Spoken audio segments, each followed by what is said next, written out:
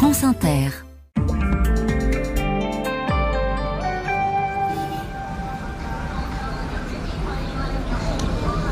Et c'est dans les rues d'Accra que nous sommes, Sébastien, la capitale du Ghana, qui vient de valider un vaccin anti-palu très prometteur. Il ne s'agit pas d'expérimenter, Fabienne, un nouveau vaccin contre le paludisme, mais bien de l'approuver, de le mettre à disposition de tous les enfants du pays de 5 à 36 mois, les plus exposés à la maladie, la malaria, un parasite, on le sait, transmis par les moustiques.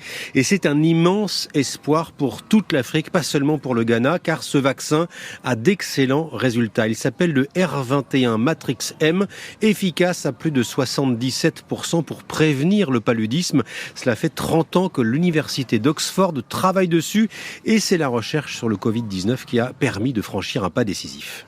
I would just love to see this vaccine be deployed. We've looked at lots of different vaccines. J'adorerais voir ce vaccin se déployer, explique cette chercheuse de l'université d'Oxford. Le R21 est très prometteur car c'est le premier vaccin qui dépasse l'objectif d'efficacité de 75% fixé par l'OMS. Un vaccin donc bien meilleur qu'un autre vaccin développé par les géants pharmaceutiques britanniques GSK qui lui a lancé sur le marché il y a 2 ans un vaccin efficace à seulement 60% et qui surtout perdait de son efficacité avec le temps malgré une deuxième dose. C'est donc tout le continent africain qui regarde le Ghana de près. En 2020, 240 millions de personnes ont contracté la maladie, surtout au Nigeria, en RDC, en Tanzanie, au Mozambique. 627 000 personnes en sont mortes, dont 80% d'enfants de moins de 5 ans les plus vulnérables. Et direction maintenant l'un des plus jolis villages d'Italie aussi, oui, allez le savoir, envahi par le tourisme de masse. Portofino, un endroit paradisiaque, un petit bourg côtier sur la Méditerranée, bien connu des Italiens pour abriter de nombreuses villas de milliardaires, notamment celle de Silvio Berlusconi. Mais Portofino est aussi très apprécié des touristes plus populaires et ses 400 habitants à l'année sont régulièrement débordés par des vagues de visiteurs, 6 à 7 000 personnes d'un coup, le dernier week-end de Pâques.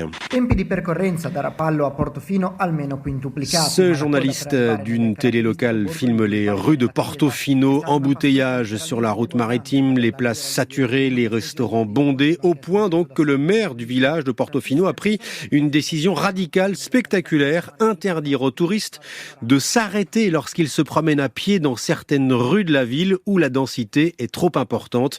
Interdit de s'agglutiner entre 10h30 et 18h, ce sera jusqu'au 15 octobre prochain, sous peine d'amende de 68 à 275 € quand même. Eh ben dites-moi, à New York, la nomination d'une dératiseuse à la tête de la ville. En langage administratif, Fabienne, ça donne directrice du programme de réduction du nombre de rongeurs, un service dédié à l'abattage, donc des millions de rats de la mégalopole américaine. Elle s'appelle Kathleen Corradi, une ancienne enseignante, experte en gestion des déchets. C'est elle qui a décroché le poste 4 mois après la publication d'une offre d'emploi qui là aussi avait fait déjà les gros titres. New York cherche chef sanguinaire. C'est le maire lui-même, Eric Adams, qui est derrière tout ce projet.